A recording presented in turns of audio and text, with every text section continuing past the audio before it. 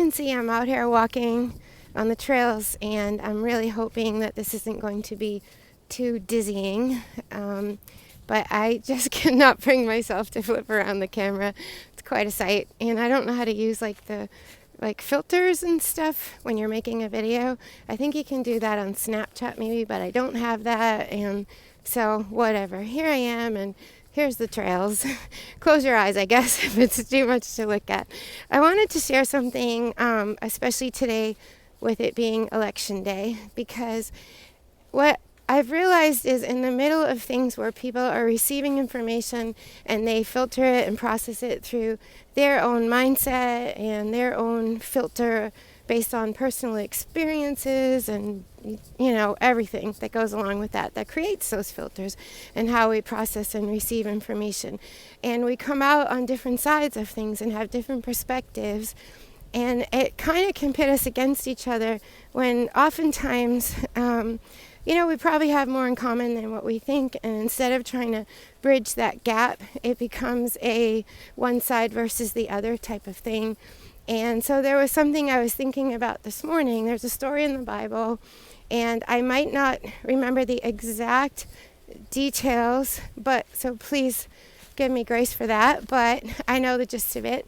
And it was when the people of Israel had crossed over into the land of Canaan, and I think at this point they had conquered at least most of the parts of the territory that they were to possess. But there was one of the 12 tribes, and I believe it was the tribe of Reuben, that was going to go back over and stay on the other side of the river. That was their land to possess, or whatever it was. I can't remember. I'm so sorry. I just know they were on the other side. So while they were on the other side, they were concerned because there's this disconnection from, the rest of the group, if you will. And they were concerned that the next generation coming up would forget, and they wouldn't know all the stories of their God, and it would just get diluted and lost through the generations. And so they decided to build this monument so that it would be a place of remembrance, and when their children would be like, what's this about? They could say the stories and the history of their people and of their God, and be sure that it gets passed down, their heritage and their legacy through the generations, and not get lost. So that makes sense. That seems very wise, but to the people on the other side of the river, the only thing they heard was that they built what looked like an altar, and to them, they made a leap. There was an assumption that the altar was to a false idol, a false god. And so they right away, without knowing, the full story, without going to them, they right away jumped and wanted to take action and just felt like this needs to be snuffed out. And if they were correct in their assumption, then sure, it would have needed to be dealt with in that kind of way. Turns out when they actually get to sit down and talk, there's misunderstanding, and the misunderstanding gets to be cleared up.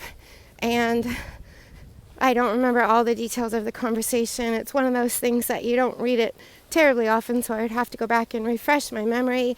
All I know is that everything got cleared up, and motives and intentions, and they realized that there was a misunderstanding, and they were so happy about that. And so that's what I think can happen quite often to any of us. We look at what somebody else is doing and saying and posting and whatever. We make assumptions about their motive, about their intention, about their character.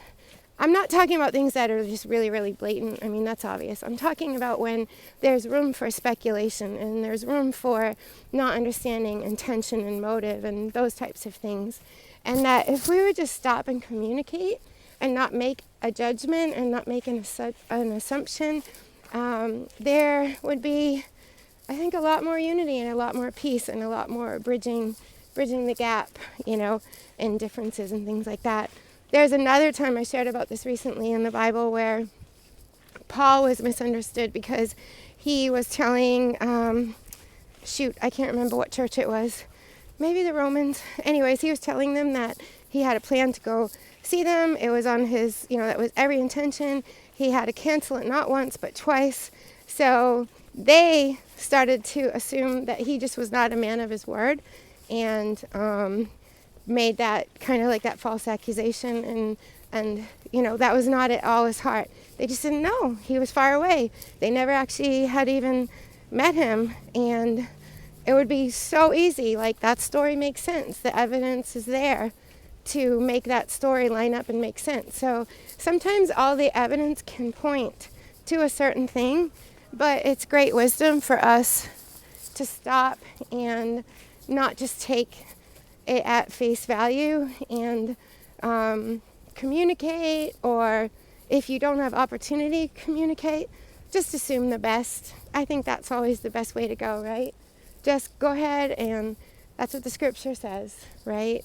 And love covers a multitude of sins. So instead of pointing fingers, let's cover over each other's shortcomings with love and grace and mercy.